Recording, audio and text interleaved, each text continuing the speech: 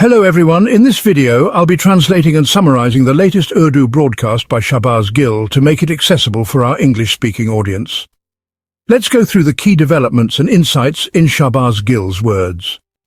Today's most important news, first of all, Quaid-e-Azam is out, generals and thieves are in. Yes, after about 78 years of independence, we have finally, out of compulsion, bid farewell to Quaid-e-Azam, may Allah have mercy on him, and Allama Iqbal. You might be wondering, what compulsion could there be? Well, you know how it is when an old timepiece, typewriter, bicycle or chair at Grandpa's house takes up space. First it's moved into a corner, then from there into the back room, and eventually to the junk dealer.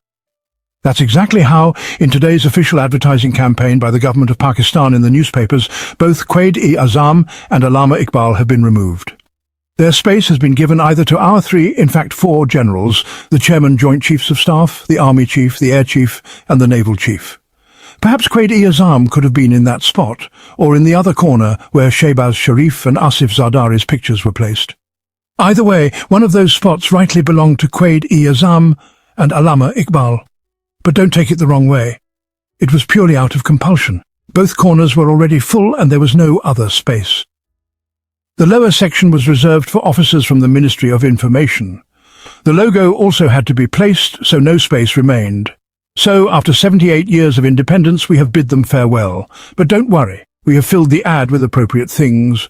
Tanks, naval ships, SMGs, commandos holding Kalashnikovs, all clearly visible on the side. We also included a corner for Pakistani citizens for the first time. Though since the 4 generals were at the top, we began the bottom row with officers from the armed forces as well. Naturally, on 14th August, they deserved to be at the forefront.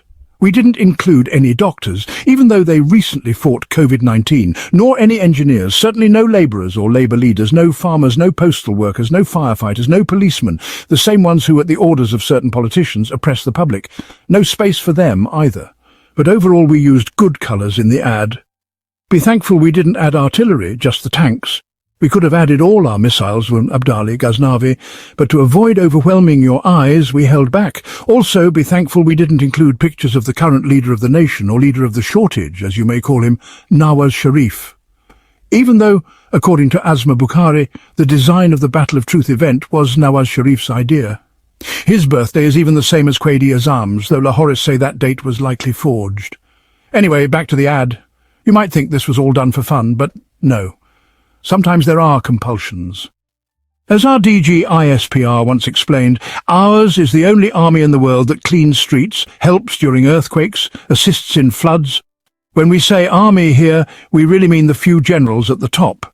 The soldiers are just doing their professional duties. In recent times, credit for almost everything, controlling COVID, flood relief, cleaning up, has gone to them. The only credit they hadn't yet received was for creating Pakistan. That had been firmly held by Quaid-e-Azam, who still sits on every banknote. Now, after Battle of Truth, we have been given the chance to inform the public. After all, as Faisal Vauda and Shahriar Afridi have said on national TV, the army chief is the father of the nation. So, if he gets credit for your birth, why not for the birth of the country? Today, the Ministry of Information, that is, the government of Pakistan, that is, the state of Pakistan, has officially taken this departure for the first time, moving Quaid-e-Azam from the corner spot in ads to no spot at all. I don't know where they've put him now, maybe in the freezer, but he's gone from the ad. The next step, removing him from the banknote. He's been there 78 years. Maybe it's time for a change. People must be bored. And don't get angry. Otherwise you'll be called an agitator, and new laws are ready to handle you. Now, as for what we gave you instead, tanks, ships, planes, guns, generals, plus Ali Baba and the 40 thieves, yes, the same people who once vowed to rip each other's bellies open are now smiling together in the photo thanks to the general's persuasion. And by the way, don't think this was the Ministry of Information's work alone. That ministry is currently under the DG ISPR, so credit goes to him. Now he's got credit for Pakistan's creation too. Even school children will soon have no doubt how to answer who made Pakistan. The work is progressing in the right direction. We've removed Quaid from the ad, but of course he has passed on and rests at his mausoleum. In most of the world, regardless of religion, graves are respected, even of rivals or foreigners. But we've broken that tradition too. Apparently Quaid was bored in his eternal rest, so we put on a laser show over his tomb. The music was eerie, like a horror movie, with beams crashing and bouncing off the structure. Thankfully, they didn't actually demolish the mausoleum for the show.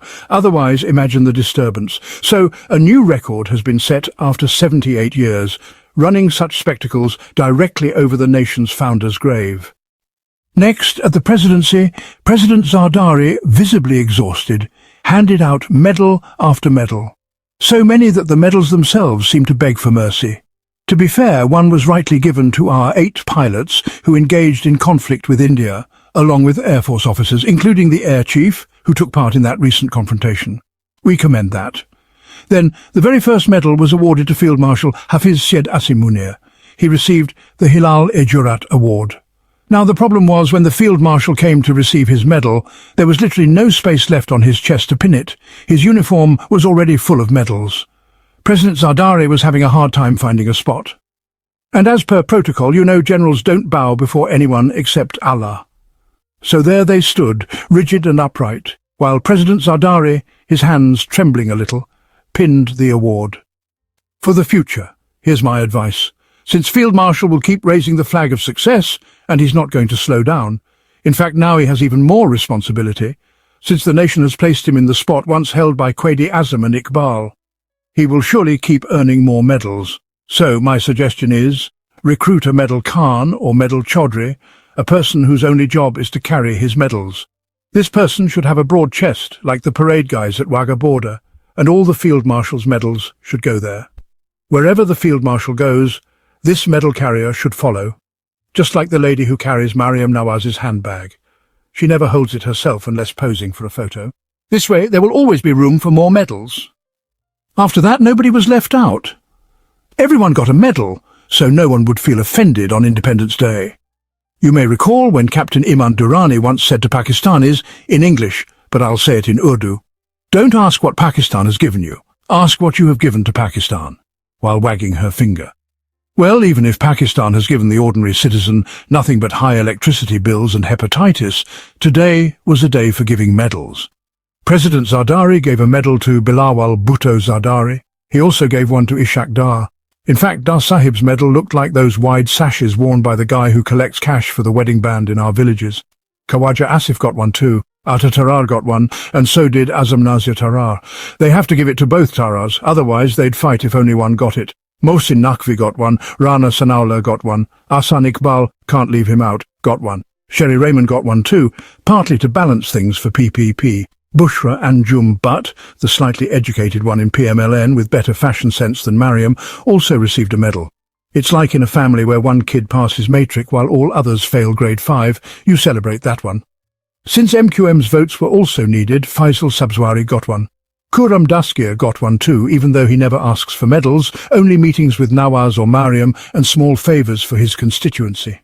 Mujibur Rahman Shami, our respected elder, also got a medal, though I don't see what he'll do with it at his age. Wasim Badami, yes, he truly deserved one. Congratulations. The Londa Lapara guy, their own term, not mine, also got a medal.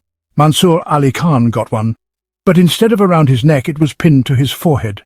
He should now wear it there while doing journalism, or non-journalism, whatever he calls it.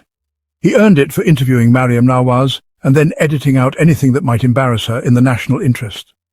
Munib Farouk also got one, for tirelessly doing all the dirty work. Nadim Malik got one. Hamid Mir. Now this one puzzles me.